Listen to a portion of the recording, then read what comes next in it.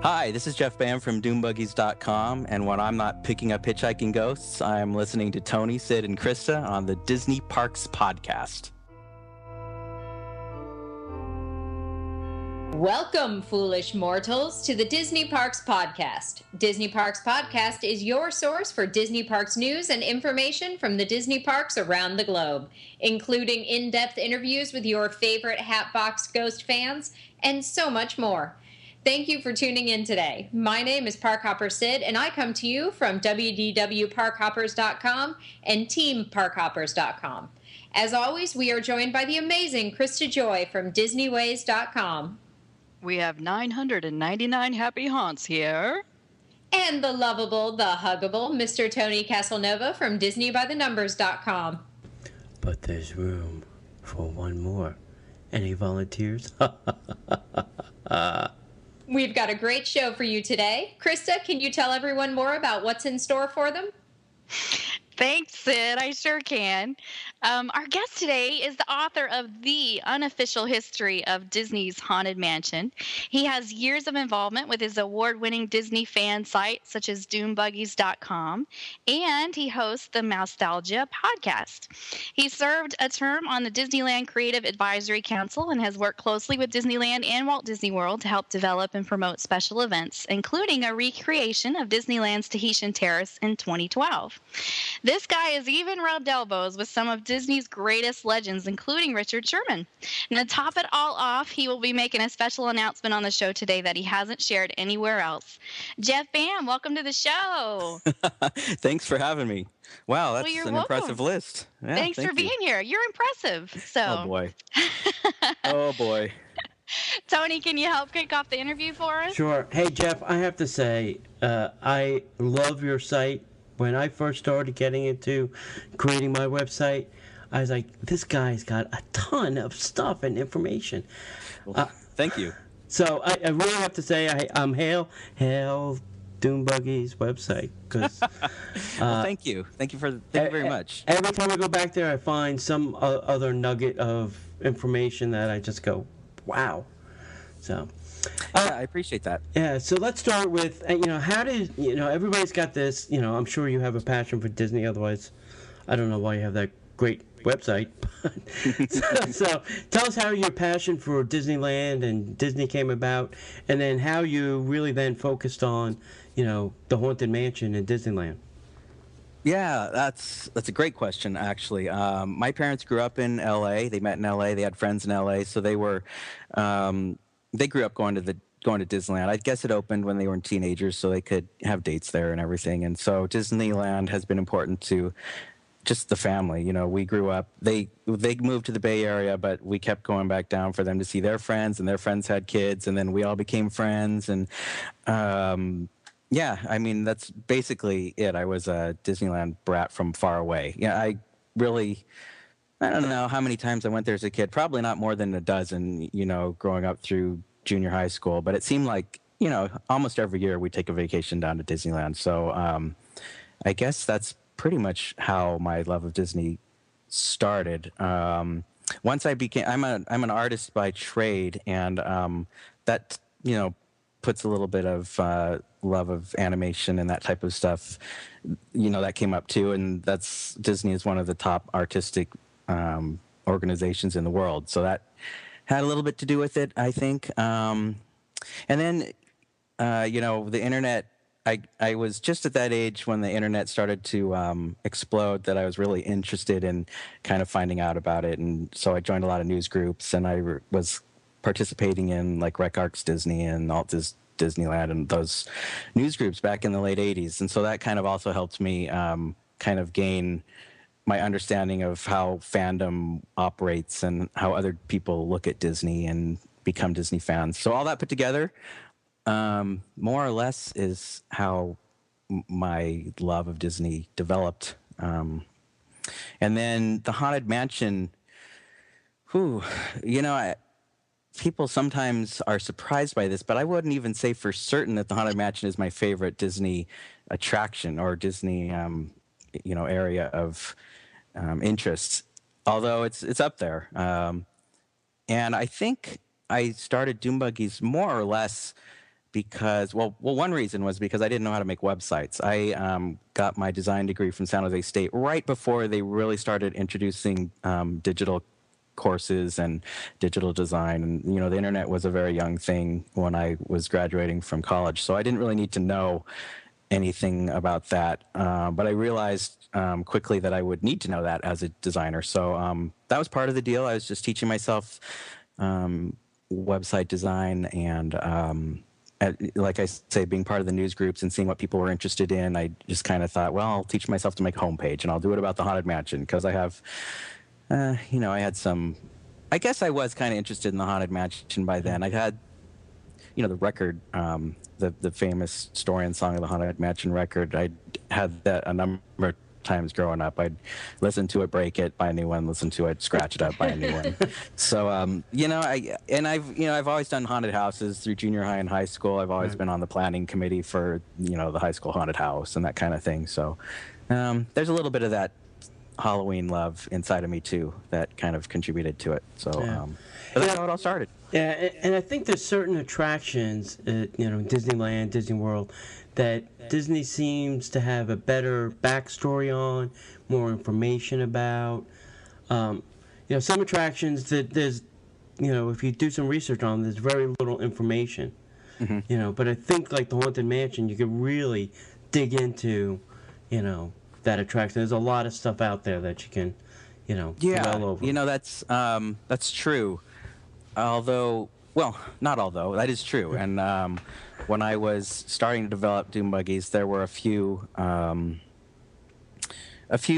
different resources that a lot of people are aware of nowadays that had some information about the Haunted Mansion. I think Randy Bright's book, what's that, Disneyland Inside Story, I think had a Haunted Mansion section, and a few other publications out there. I think the e-ticket was already out when I started doing Doom Buggies with Mark Davis interviews and some other interviews about the Haunted Mansion. So you're right. There's definitely more of both an oral history and kind of a recorded history about the Haunted Mansion. I think, it was one of those Pirates sort of, but Haunted Mansion even more. It's one of those attractions that, Walt Disney started it and he wasn't alive to finish it. And, it also tells a story of Imagineering in a way, how they kind of transitioned and how they made decisions. And there's some intrigue to the Haunted Mansion's history with some of the Imagineers not totally agreeing on what direction to take. So, there's a lot of layers to that. And there's myths and there's,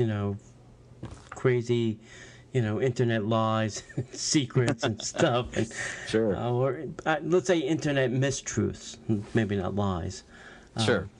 I'm going to go off on a tangent a little bit here. Do you have what's a good, if I was a Haunted Mansion junkie and I wanted some more information, you have any recommendations on good books, Jeff? Well, off the top of your head? Well, I mean, Jason There's his Searle book. We can maybe talk about that later. But Jason Searle, actually, his book is really good. He did that. It's a lot of pictures, and he couldn't. He's talked about how he wished he could have made a enormous coffee table book, but it's just not commercially feasible for something like just a single attraction. But that it actually is a pretty good book. He had a lot of stuff in there that wasn't floating around. I've mentioned Disneyland Inside Story. Actually, the Nickel Tour has a really good. It's only 2 or 3 pages, but it's a really well-written section on. That's a very hard book to get your hands on. It is these days, but that has I think I've section. seen it go as high as like $200 just recently. Yeah, you're lucky if you find the Nickel Tour for under $100, or usually more than that. I mean, if you're just asking me and you're just someone digging into the Haunted Mansion and you don't know what to do, I'd say go get Jason Searle's book. It's kind of the only book about the Haunted Mansion, but it is it's for what it is, which is kind of a movie tie-in and a kind of a, I don't know how to say it, not really a coffee table book, but it's what they could do and think they could sell it and get it out to the maximum number of people. It's pretty good for what it is. So. Now that you mentioned movie, I have to ask this. So I hear there's a rumor going around that they're going to do a Haunted Mansion reboot. Yeah. Well, I mean, without Eddie Murphy this time. Yeah, I mean, I don't know. It's not exactly a rumor. Guillermo del Toro came out and said he was going to make this movie, so Right. he has said it. I've actually had a couple words with him about it, and he has expressed his desire to do this. I think it's a matter of, he's a director and a producer and a creative genius with lots of options in front of him, right? And I think when the time is right for any specific given project, that's when he'll take it on. So I do believe he intends to make a Haunted Mansion movie, and I know that there's been progress made pre-development towards that, but that's, I think, all anyone knows. So Yeah. I think it'd be a great movie. I'd like to see it happen. yeah, definitely. Yeah. You started to talk about the beginnings of Doom Buggies. Can you, did you think that it was ever going to take off like this? Oh, no, I did not ever think it was going to take off like this. Actually, I mostly thought it was just going to be a, internet fan page, like a fan site. People were building them on GeoCities back then. Almost anything in the world had a fan page. And I kind of thought it would be something like that, or a repository, for me, just to keep all my Haunted Mansion stuff, filed away. It was your Dropbox before such a thing existed. That's a great way to put it. And then, Disney took a special interest in the Haunted Mansion after the 30th anniversary or so. It started to gain, I think they saw what was going on with the fan community and online communities and how they were gravitating kind of to the Haunted Mansion as a intriguing part of Disneyland's history and Disney Parks history. And I think they started to have these special merchandise events, and it seems like Disney kept the Haunted Mansion in the media. Every year and a half or so, something would happen, and Disney itself would kind of bring it to the attention of everyone, and then of course culminating in the movie, and that more or less kind of made Doom Buggies into a destination, because the Walt Disney Pictures we were in touch with them, and they wanted helps with grassroots promotion, of course, and we were glad to see what they were doing and kind of get behind it. I mean, we didn't know how the movie would turn out, but it was exciting. I kind of decided, well, Disney is making a movie, and it's Eddie Murphy's going to be in it. At the time, you don't know what that means, other than it's kind of a big deal. So we more or less threw our weight behind promoting it, and I don't think people hold that against us at all. It's they took us to the sets, and it's one of those movies that you can see just the love of the material and the history. If you take out kind of the story and just look at what they did and what they built and how they presented it and the types of special effects they designed and developed, there's a lot of love for the Haunted Mansion in that movie, whether it worked as a comedy or not. And so, I'm supportive of that. But yeah, all that to say, the movie kind of brought a lot of people, the Doom Buggies, to a lot of people's attention, and that kind of, I guess that was kind of the what do you want to call it? The silver lining. Yeah, or the high point of Doom Buggies' kind of short existence so far. So. Yeah, I do have to say that last scene where they have all the busts on the roof of the car and they're driving away. Yep. I love that. That is still my favorite scene in the ride, is the singing busts. So, I've seen the movie maybe twice, kind of forced my husband to sit through it once. So, yeah. Sure. So thank you for having a place to have all that information. Oh, sure, of course. And it was a lot of fun to work with. We got to meet with Don Hahn and Rob Minkoff and go down and visit the sets, and it was a lot of fun. We had a really good time kind of being a part of that whole promotional process. Oh, wow. That must have been fun. Yeah. So, Jeff, speaking of important people at Disney, I happened to come across some pictures of you with Richard Sherman. So can you tell us about that and how that all went down? Yeah, I mean, this is like a Disney fan's dream, right? So, I don't know Richard Sherman. I don't know him at all. I'm just a huge fan of the Sherman Brothers' work and everything they produced for the Disney Studios and Disney Pictures. And so, Actually, I guess about a month ago now, Kevin and Jody Kevin and Jody, they're Disney designers. They work primarily on the West Coast, but they design merchandise for the Disney parks. And they design Disneyland's Sensational Float. They're kind of in the Disney art community. They had a party for Richard Sherman at their home. And somehow I was invited. Did you crash the party? I still don't exactly know how that happened, to be honest. But and so a couple of my Mousetalgia co-hosts and I went down there, and it was just, it's one of those surreal moments where you kind of keep on nudging yourself and saying, "Am I really at someone's private birthday party for Richard Sherman? Like, he's over there, so I know this is really happening."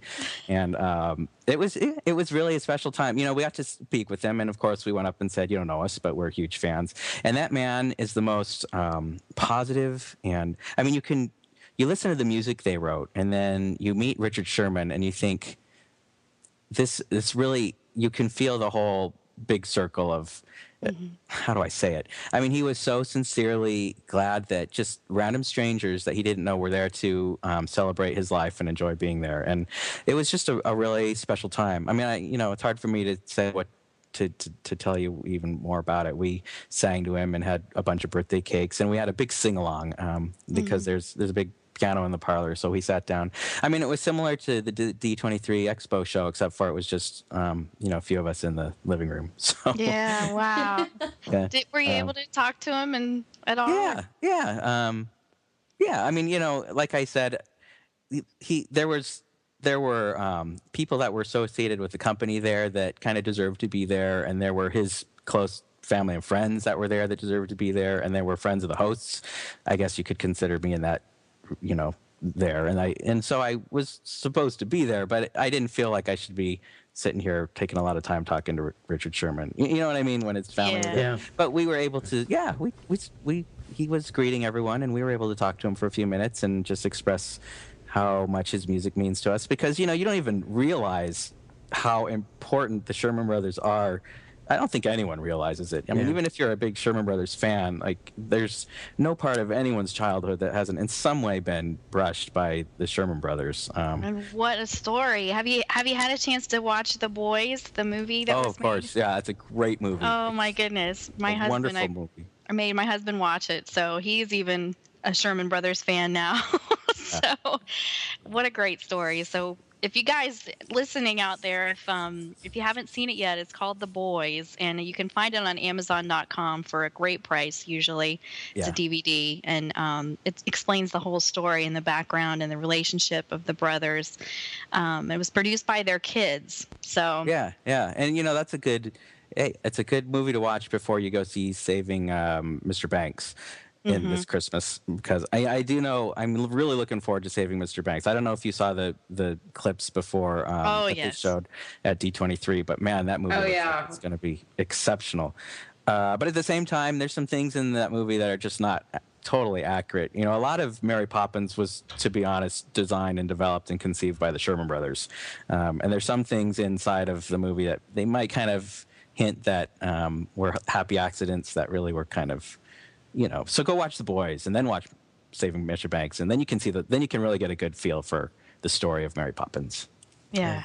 I'm starting a movement. I think, that movie is one step in the direction of, I'd love to see a movie about the Disney brothers, Walt and Roy. Oh, yeah. So I hope this is one step closer to actually, having something like that done. So wouldn't that be amazing? I mean, I'm glad the Sherman Brothers, did their own little story, and there's the Walt Del Grappo, but I really think, these two guys were, innovators way beyond their time. Oh, yeah. And I really love to see a story about them. Also, I know you mentioned Kevin and Jody. I love their art. Every time I see it in the art at Disney Store, I'm like, oh, great, that's something else I have to buy now. Yep, totally. Absolutely. And they're big Haunted Mansion fans. I mean, of course, that's how I kind of got to know them a little bit. But have they done any Haunted Mansion art lately? Or recently? Let's see. They did some tiki stuff. Yeah, they did the things for the Tiki Room's some things for the 50th anniversary. I'm not sure. I know they made not too long ago for one of the Disney auctions, a tiny miniature Hatbox Ghost. They've done a lot of Hatbox Ghost work, and then they of course made the life-size one. I don't think they did well for the 40th anniversary of the Haunted Mansion. They had a couple pieces also. So, pretty much anytime the Haunted Mansion comes up and Disneyland needs something, I think they still are go-to artists. Yeah. So. Yeah, something just popped into my head. I remember, I think there was a contest, maybe in the recent past, where people got to sleep or stay in the Haunted Mansion in Disneyland. Yeah. I guess that's been a couple of years. I think that was a radio station, actually. That's right. Now I'm trying to remember exactly. And yeah, a family that won, they had the chance to stay in the Haunted Mansion overnight. Crazy. I remember the guy was live. I don't know if he was tweeting. I don't remember what social media existed back then, but he was giving updates every now and then about what they were doing, and that looked pretty cool. I've never in all the years of Doom Monkeys, I've never had a backstage Haunted Mansion experience yet. Wow.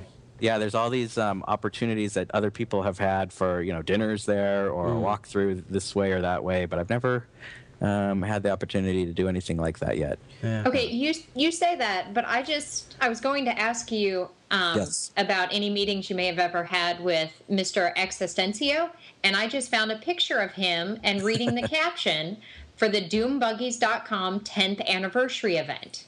Oh boy. Yeah, okay. Well, we saw him at D23 and were just absolutely blown away. And I did not know that he had written the script for this until that event. So oh, absolutely. Yeah, he was he bounced around animation and WED until Walt finally figured out what X does best is write lyrics and scripts, and so that's kind of where he stuck for a while. Yeah, boy, the 10th anniversary of Doom Buggies, I could probably talk about that for a whole hour. Let's see.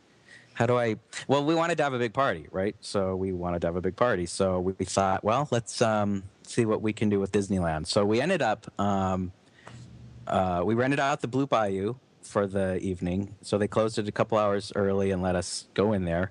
And we invited Existencio and Harriet Burns and Blaine Gibson and Bob Gurr, of course. They all came and spoke. Bob Gurr. It's not a party without Bob Gurr.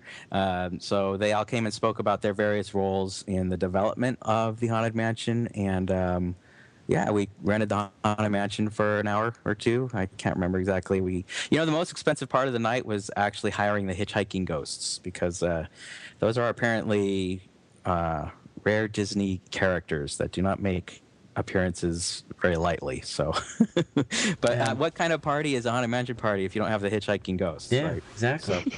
So we hired the hitchhiking ghosts. So yeah, it was a pretty fun shebang. I guess that's pretty much the story. So we had Disneyland worked with us to make a really fancy menu, with the dessert was a little chocolate coffin with crumbled dirt of Oreo cookies. And it was just one of those, it kind of like a Disneyland Haunted Mansion event, right? Yeah. Except for we did it. And I think, looking back at it, I say, I don't know if every time I've done 2 largish fan events before. That was one of them, and recreating the Tahitian Terrace was the second one. And you finish something like that, and then you think, boy, never again. This is because it is a lot of stress. It's not so much work. Disneyland does a lot of the work for you, but it's a lot of financial pressure and stress. If you're not a Saudi prince or something and you just have the money to just do it, you kind of have to have faith that everything's going to go together and everything's going to work out. And so far, so good. So we've had a lot of success with our kind of Disneyland fun. So yeah, that was the 10th anniversary, and I think you can find various sound clips and videos and things on YouTube from the talks that the Imagineers gave during our little dinner. Oh, fun. I'll have to look for those, and we'll put them in the show notes so people can check them out. Yeah, I'm pretty sure. I can't remember exactly all. That picture alone was worth it, because it's Existencio and one of your attendees and the hitchhiking ghosts. And it's just... Oh, I know which one you're talking about. That's actually, I think that's Existencio I think that's Harriet Burns he was posing with, but maybe not. But, people were taking so many pictures it's hard to say. So. Am I allowed to say if it says here? Oh yeah. Carrie Vines of the Haunted Mansion Collectibles blog. Yeah, Carrie Vines. She took a lot of those photos. So yeah, she was. In fact, she's part of Doomuggy's staff. So she actually was able to visit with X quite a bit because I think she was his chauffeur for the evening. So yeah, she looks quite starstruck in the picture. We all we were all quite starstruck.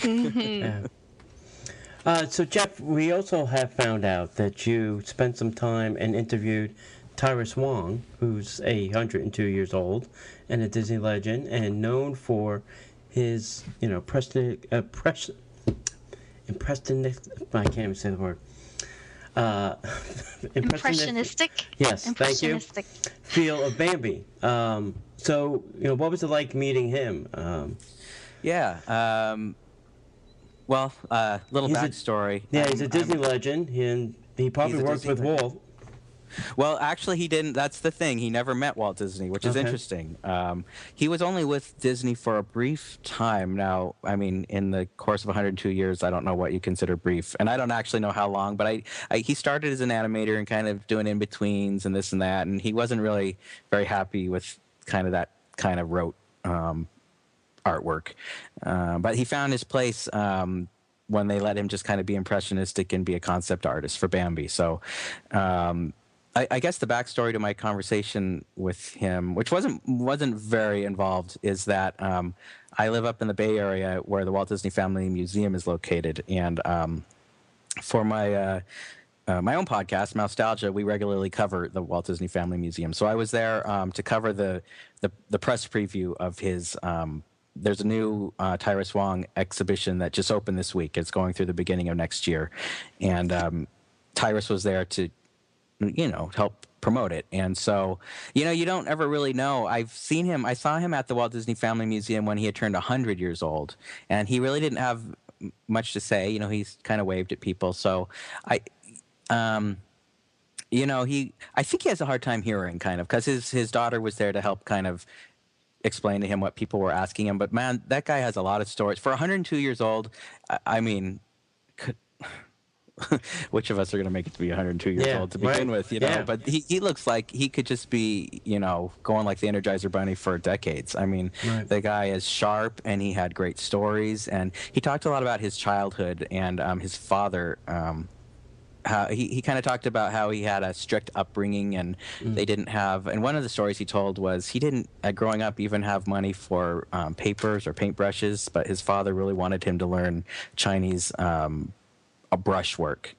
So they used just old newspapers and water. So he would paint so he could see it with the water soak into the newspaper, and then as it dried, it would just disappear, and he'd keep on learning to do brushstrokes just with water and newspaper. So he talked about that a little bit. The kind of fun thing is, so I covered the press event. It kind of overlapped with the VIP preview. So then all these famous animators and authors start walking in. Pete Docter walks in, and all these Pixar directors, and it was just kind of a nice evening to see how everyone really respects what Tyrus Wong did, and just for Bambi, that was his extent of his Disney work, I believe. Then Bambi, and then he went on to do other things, and but he's still a Disney legend because it was such a departure and such a strong. Like there is no other movie like Bambi, you know what I mean? And in fact, at Pixar, they talk about how Finding Nemo was directly inspired by Bambi because they have, the undersea world is this lush, involved, crazy place, right? And kind of like a forest, but they wanted to know, like, how can we describe being under the sea without needing to show all this crazy detail? So they really referred a lot to Tyrus Wong's work in Bambi when they were trying to develop the look and feel of the backgrounds for Finding Nemo. So, it was a great event. And then an interesting thing is a couple days later, the Walt Disney Family Museum had a kite day, kind of celebrating, because Tyrus Wong is also famous for designing these amazing, intricate kites. And he's still, I think still to this day, every last Saturday of the month in Santa Barbara goes out and flies kites on the beach, I believe, still. And so he's a big kite designer, and he loves to fly them. And so he was out. It turns out he was out there flying kites with the public. And then I had a little bit more chance to walk up to him and just chit chat about, how much I appreciate what he does. And actually, he talked to my daughter quite a bit about kites, because she doesn't know, art direction from anything, but she knows she loves flying kites. And so she just thought that was amazing, that here's this man who creates these amazing detailed dragon kites. And so, that was a lot of fun. He's, like I say, you would think he was, I don't know, 7 years old. Yeah. I mean, the guy's just, sharp and has a lot to say, and just a really happy and optimistic guy. Yeah. I was saying, after going to the expo, that, a lot of the older people that did work with Walt and, were Imagineers, they're getting up in age, and, somebody should be, capturing their, their history and their stuff absolutely. with Walt, and so that we have records of this information and this these great people, because they're getting old. They may not be on the planet forever. Yeah, that's right. Walt's peers and contemporaries are not many, and so and that's one thing we love about the Walt Disney Family Museum up here, because they do a lot of special talks and panel discussions and that type of thing with contemporaries of Walt, and also historians and directors that work currently that can have inside information or insight into the people that worked with Walt Disney. So yeah. I've, you talk about the Family Museum. I work for a software company that's located in the Bay Area, and each time I go there, I never really seem to make the time to go to the museum, but I think I'm going to have to, do that next time. Definitely. Do what you can to get there. I mean, I'm definitely a Family Museum apostle. I think it's a great place. It's people they go there and no one leaves without something different about their understanding of Walt Disney, or their appreciation for what Walt Disney did, or So I hear everybody tells me I guess towards the end of the tour or whatever, it's the last couple things that really just brings everybody to tears. To tears? Yeah. Yeah, you want to bring your Kleenex. Well, I mean, because they take you through the story, right, of how Walt Disney essentially changed the face of popular culture in the world. And, and then they leave you with kind of a whole wall of remembrance of just representative samples of all the editorial cartoons and radio messages and condolences that people expressed after he died. And it's a moving place all the way from beginning to end. It's just a moving experience. Yeah. And since you gentlemen were talking about the Disney Museum, did I understand correctly that you either are now or you were previously on the board at the Disney Family Museum?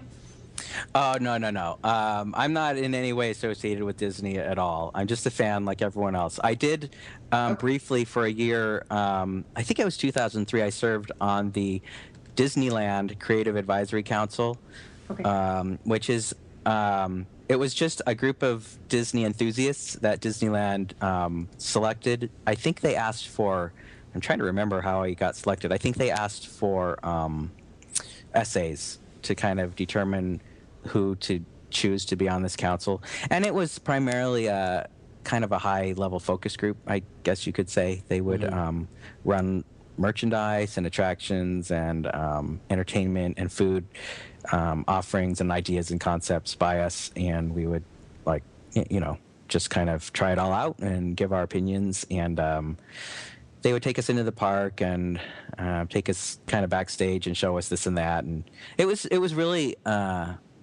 interesting. To this day, I don't really know how, and it wasn't a very long-lived program. I think they were maybe 4 years they did it.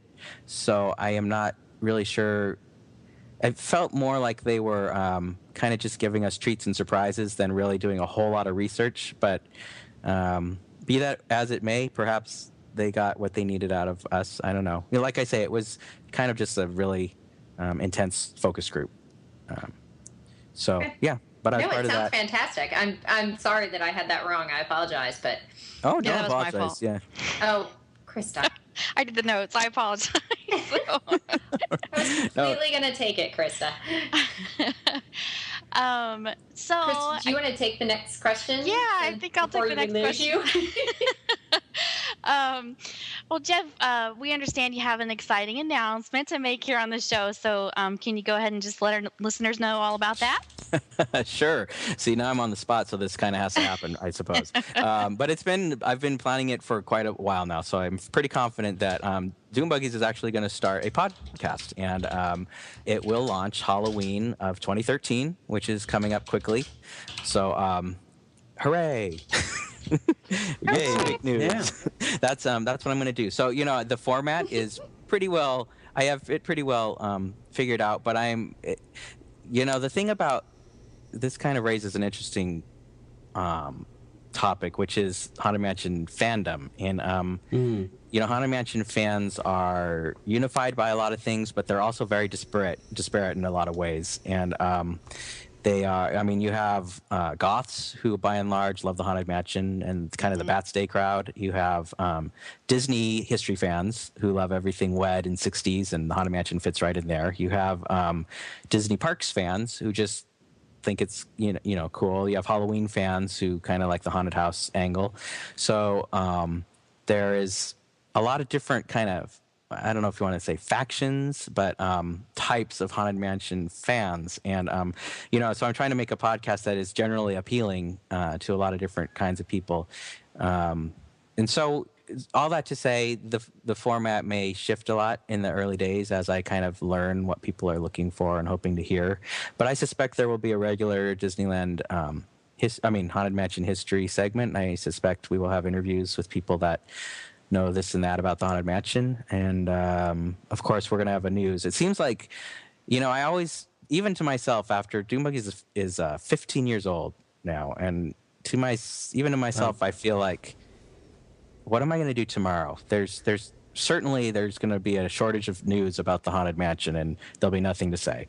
And I'm not talking day by day, but Disneyland does actually regularly throughout the year, something Haunted Mansion happens. They know that it's a fan favorite, and they know that it's, a good commercial venture for them. So the Haunted Mansion always has something going on. So we'll have a news segment. All that to say, there'll be news about the latest merchandise or the latest special event, or like right now, I think today they announced changes coming to, or at least this week, changes coming to the Haunted Mansion holiday overlay here at Disneyland. They're going to have new projection effects in the stretching room. So, there's always something going on with the Haunted Mansion. It's a really big deal about this time of year with the Haunted Mansion in Disneyland. So for our Disney World listeners, maybe that would be something too, if you could tell us real quick about the whole Nightmare Before Christmas and what they do out there at Disneyland with the Haunted Mansion, because we don't have that here. And then you can tell us why we don't have it here. But we have the queue line to end all queue lines, supposedly. Yeah. I'll pass the queue line. I will say that most Haunted Mansion fans will acknowledge that Walt Disney World's Haunted Mansion is pretty much heads and tails superior to Disneyland's Haunted Mansion, just in terms of the interior enhancements they've made over the past 5 years or so. Wait. We had this discussion before we got you on, and we feel the complete opposite. That's interesting. Explain. Now, I'm not. Let me say a minute. I'm not necessarily talking about the queue.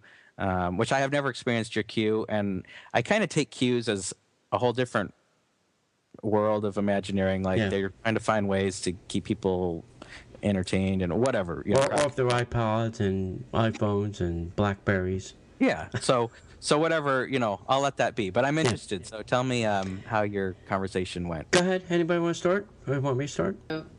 I think we were just, it was the comparison of, which one do we like better. I think it came because I asked Tony. I know that my husband and I like yours better, mainly because we know as we ride through it that Walt touched these items and this was his brainchild. And, for my husband, that just has so much more meaning than anything else. So that's for him. But Tony? Okay. Yeah, I agree with that, and I don't know. It just has a different feel. I think yours is smaller, so you really feel like you're in a haunted mansion. Our ceilings are higher, and you don't really always. Well, there are scenes that you're not supposed to be, inside a haunted mansion. When you're in the graveyard, you're outside, so it has a higher ceiling. So maybe that's, I think yours feels more intimate than ours does. Interesting. Yeah. Well. And I hate our piano player. I do. It's very herky-jerky, Mm-hmm. and you can actually hear the little... Clicking of the keys. It's not even the keys. You hear the little clicking of him moving, and it drives me crazy. I'm like, buy some WD-40 already. Okay, well, that's interesting. The best thing I can say, I don't know. I don't know if you want feedback, because I don't want to burst any bubbles sure, here. go ahead. I think away. I think in general, I've only been to Walt Disney World 3 times. I'm not an expert over there by any stretch of the imagination, but I do generally feel, and I think this is something that people are starting to discover over the past few years. Disneyland does have Walt's fingerprints on it, and even to this day, you can sense that in many places and in many ways. So to that end, the big picture, I totally concur about that. Although Haunted Mansion in particular, Walt's fingerprints are not as much on the attraction as it is. You kind of like to hope it was, but really, if he was alive and he ended up calling the shots, it probably would have been more of either a walkthrough, or he may have been overruled by his bean counters, and he may have ended up making it a ride, but it probably would have been significantly different. It's really the brain. What you see now is really kind of the best they could hash out between Mark Davis and I don't know, maybe Claude Coates. It's kind of we're going to have this in there and that in there, and we're going to make it work, and they didn't really know if this is the best solution. So I don't want to be like saying I know the answer to how the Haunted Mansion would have been if Walt was around, but the reason. So all that to say, the reason I think personally that Walt Disney World is a little bit more preferable, in my opinion, and I think a lot of fans think this, is because the Imagineers have just put a lot of effort and work into continuing to make the effects a little bit better and another step closer to what they see as realism or more. Yeah. What today's crowd wants to see in an effect, and I appreciate that. Your hitchhiking ghosts are. I think that's a pretty cool effect, personally, myself. I'll even step back and say, but there is something really cool about the carnival stiff, like hitchhiking ghosts in the mirror effect that we still have. I'm gonna miss that when it's gone. I'm gonna think, to see the little head like shake back and forth, and that there's something very rootsy about that. And the Haunted Mansion is at its core a dark ride and a spook house, and to see the robots, I do kind of, I don't want to see everything turn into a projection in a movie. I like the robots in there and feeling like there's some kind of a old school monster that has gears in it, and so I appreciate that. But at the moment, like your eyes in the wallpaper, that kind of like the wallpaper comes to life. To me, that's amazing, and we don't really have that kind of atmosphere in our Haunted Mansion. But who am I to say? I love them both. I will agree that I like the architecture and the claustrophobic kind of feel that our Haunted Mansion has. It does. You walk up to it and it looks like, oh, this is a, someone's majestic but intimate home. Right. And then when you go in there, you kind of have that mindset that, well, it's in this building, and you would be shocked at how many people actually think the Haunted Mansion exists in that building, and they kind of ask me, well, where was this, this part? Because I can't quite, they try to piece together how it could have all been inside that little house. And, people really think that. It's kind of interesting. Pixie dust. We just tell people when they really try to figure stuff out on this side of the coast, pixie dust. Pixie dust. That's a great answer. Hey, Jeff, have you been into any of the other haunted mansions like Disneyland Paris, Tokyo? No, just Walt Disney World and Disneyland. No. Okay, so the overlay. So why don't you think we have one? Well, you know what? I don't have any idea. What I hear and what I believe, this makes sense, is that you get less of that stuff in Walt Disney World because you just have world travelers and people. People want to come and see the Haunted Mansion, and they may be coming once in their lifetime. And Disneyland is really overrun. You can say overrun by locals. It's not really over. I don't actually believe that, but it has a higher percentage of locals that come and use it as a, they want to see, well, let's try it this way and let's try it that way. And, the whole Haunted Mansion holiday, it still is a big debate amongst Doomuggies fans. Is it a plus? Is it a minus? Is it neutral? There's no real answer to that. I kind of love it. It's not the Haunted Mansion anymore. It's a totally different thing. It's much brighter in there when they run the Haunted Mansion holiday. It's not as much of a dark ride as it is more of a, Fantasyland type ride. And, I guess those are dark rides, but you know what I mean? It's not as dim and claustrophobic as you've said. It's much more open and light and bright. But it's, it's Tim Burton's characters that are... and they're there and they're in life size. It's just, it's hard to find a reason why that should not exist, and if the best way they could do it is to overlay it into the Haunted Mansion, then hey, go for it. It does take up a full almost 30% of the Haunted Mansion's operating year, when you include the time that it's shut down to install it and take it out. It's a big chunk of the year. Wow. Is Haunted Mansion holiday.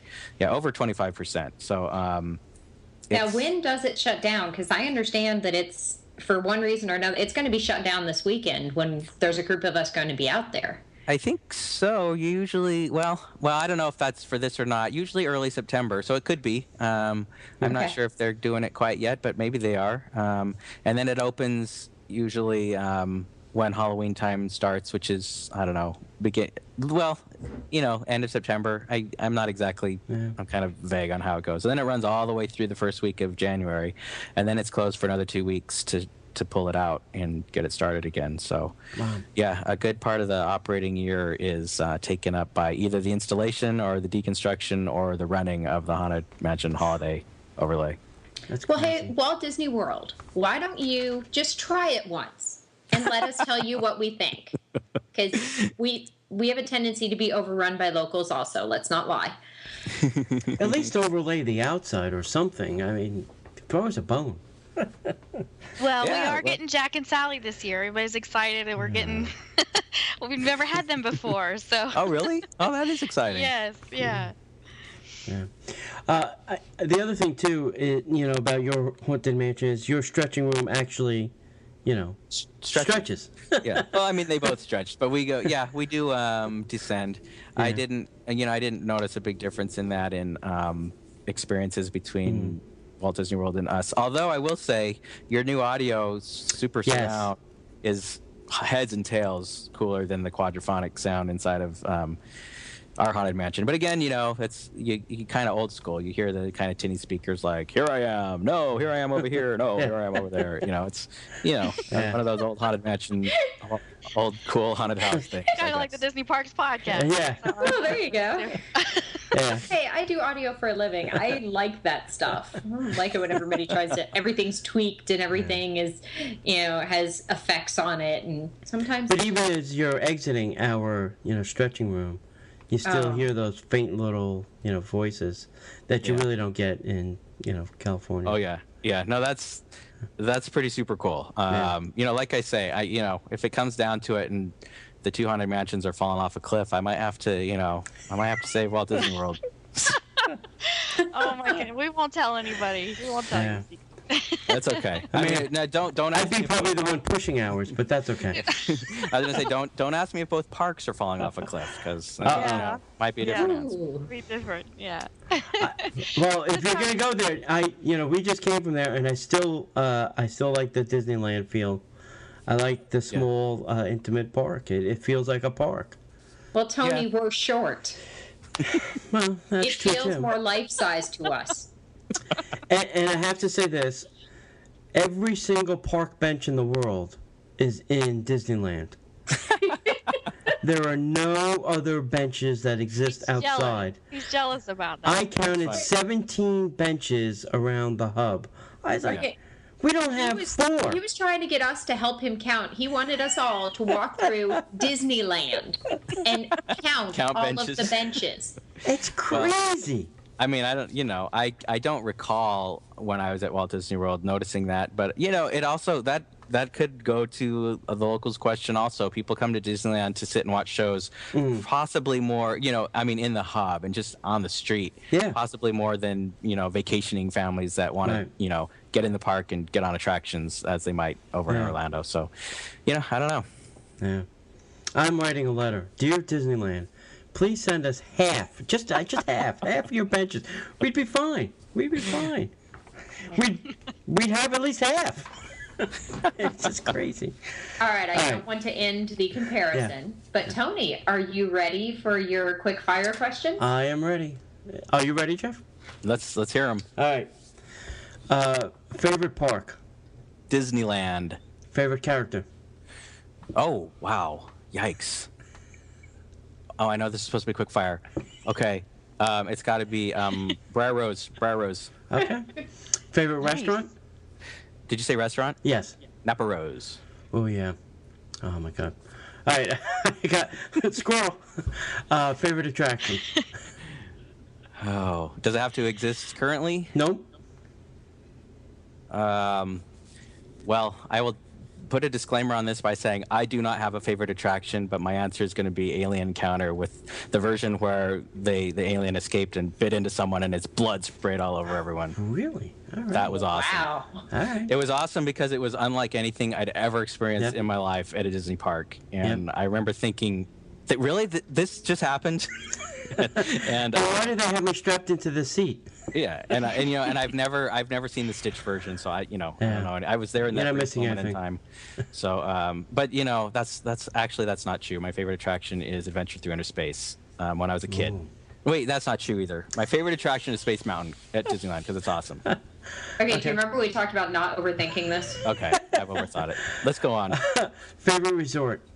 Disneyland Resort. Any resort? What's that? Any favorite? Oh, resort? You mean? Well, like I mean, we just California Adventure, Disneyland, Paradise. Do you mean like hotel? Yes. Because it's different, slightly different perspective in California. Yeah. Disneyland Hotel for sure. Yeah. Favorite Disney snack? Oh yeah, that would be the Bengal barbecue Banyan beef skewer. Okay. First time at a Disney park? Oh, I was too young to remember. I was too young to remember. I had to be probably 5 or 6. Okay. Then you don't remember who's on that trip?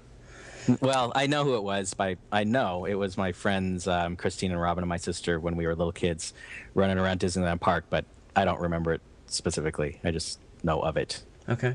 And how far do you live from any Disney park now? 350 miles. And when is your next Disney trip? Oh, I think I'm going to Club 33 in about 3 weeks. Very nice. Ooh. Yes. Some of us have recently eaten there, so we know. Awesome. We know the experience. Excellent. In our house, it is considered the most expensive meal we have ever eaten as a married couple. Well, in most houses, I would think it would be that. Yeah, we don't. Gosh. My wife and I do not typically dine out at anything that costs any more than Club 33 either. So, and it used to be this thing where whenever you would go to Club 33, you would get into the park for free, right? So it's part of the deal. Yeah. So you would feel like, well, I'm paying to get into the park and getting this free great dinner, yay! Yeah. But they've kind of changed that now, and members only get a certain number of passes. Free passes. Yeah. So it's not often that your reservation includes admission. So then it got really expensive really fast. Yeah. Have you been there? I've been there for breakfast. I've been there for dinner. Have you been there for lunch? Oh yeah. In fact, breakfast is always only special events, so you kind of have done something special to be there for breakfast. Yeah. But I've been there for lunch and for dinner. Okay. Yeah. The breakfast wasn't too bad. I was just recently on Adventure by Disney before the expo, so. Yes. Yeah.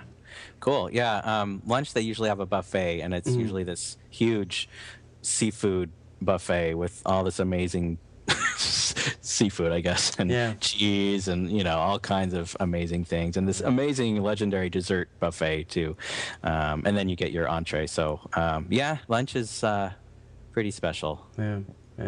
I've never had a bad meal there, so I don't think it's possible. So, well, good. Have fun. Thank you. Unfortunately, don't think of us. Think of the good food. I'll try to do that. Think of your wife. Yes. Yeah. We have to say thank you for coming on and doing this and chatting with us, Jeff, because of course you got lots of good stories. So. Well, thank you. Thanks for having me on the show. Tons of fun.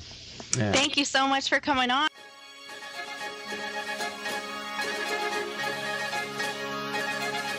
Call the Disney Parks podcast at 407-476-8898 to leave a message 24 hours a day. You can also email us questions and comments at thecrew@disneyparkpodcast.com.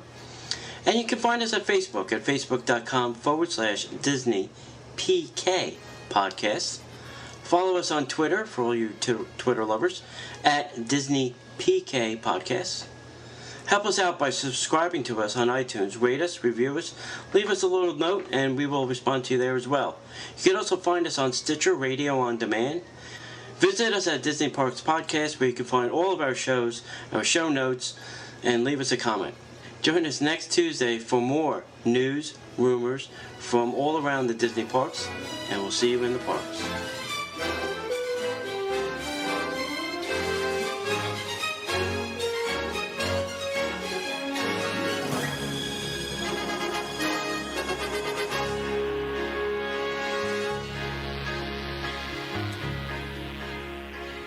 I am Tony Calzone from Disney by the Numbers, and I ask that you stop by DisneyByTheNumbers.com, where you can read our news, our blog, see videos, sign up for our newsletter, and check out our photos and all the other good stuff that we have at DisneyByTheNumbers.com.